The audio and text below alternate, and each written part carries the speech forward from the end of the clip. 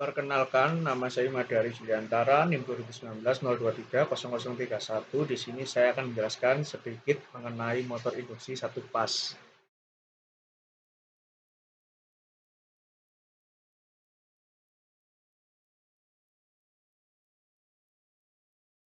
Motor induksi satu fas hanya membutuhkan inputan suplai satu fas untuk beroperasi. Biasanya digunakan untuk aplikasi domestik dan dunia industri. Komponen-komponen yang terdapat pada motor satu fas yaitu sebagai berikut. Bagian motor yang berputar disebut rotor, sedangkan bagian yang tetap disebut stator. Stator terdiri dari bagian gulungan utama dan gulungan bantu. Belitan bantu tegak lurus terhadap belitan utama dan kapasitor dihubungkan pada belitan bantu. Berikut kita asumsikan bahwa hanya ada satu koil di belitan utama dan bantu.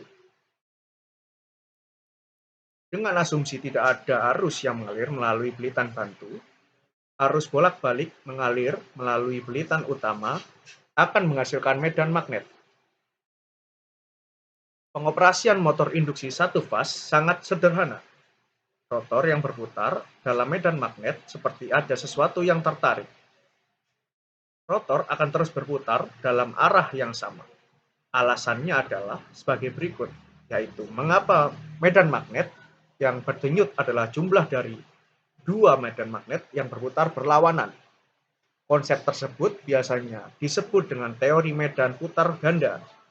Medan putar ganda ketika medan magnet berubah, listrik diinduksi di batang rotor karena induksi elektromagnetik, di mana batang pembawa arus kemudian direndam dalam medan magnet akan menghasilkan gaya menurut hukum Lorentz. Dan rotor akan berputar. Namun, di sini memiliki medan magnet yang berlawanan. Maka, torsi yang dihasilkan salah satunya sama besar dan berlawanan arah. Sehingga memerlukan torsi awal pada rotor. Jika tidak, maka mesin tidak akan hidup dan hanya akan bergetar. Mesin akan dapat memulai putaran jika salah satu torsi lebih besar. Itu akan memulai berputar. Dan rotor akan terus berputar ke arah itu. Begitulah cara kerja motor induksi satu fas. Namun, terdapat masalah bagaimana jika memulai rotasi.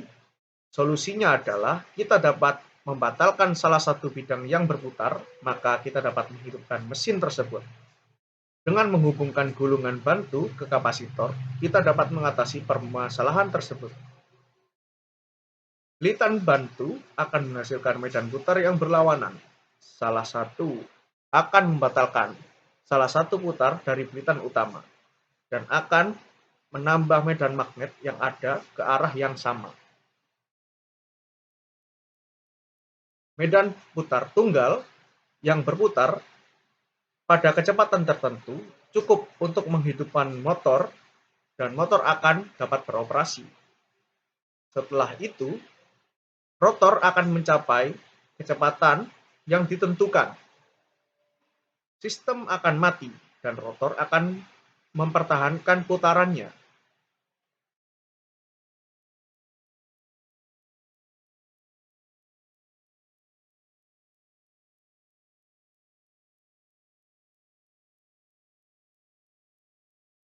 Shutdown dapat digunakan menggunakan saklar sentrifugal. Berikut semua merupakan bagaimana menjalankan motor induksi satu fas dan cara kerjanya. Ya, baik, begitulah sedikit mengenai penjelasan saya tentang motor induksi satu fas. Mohon maaf apabila ada kekurangan kata maupun ucapan. Saya akhiri, terima kasih.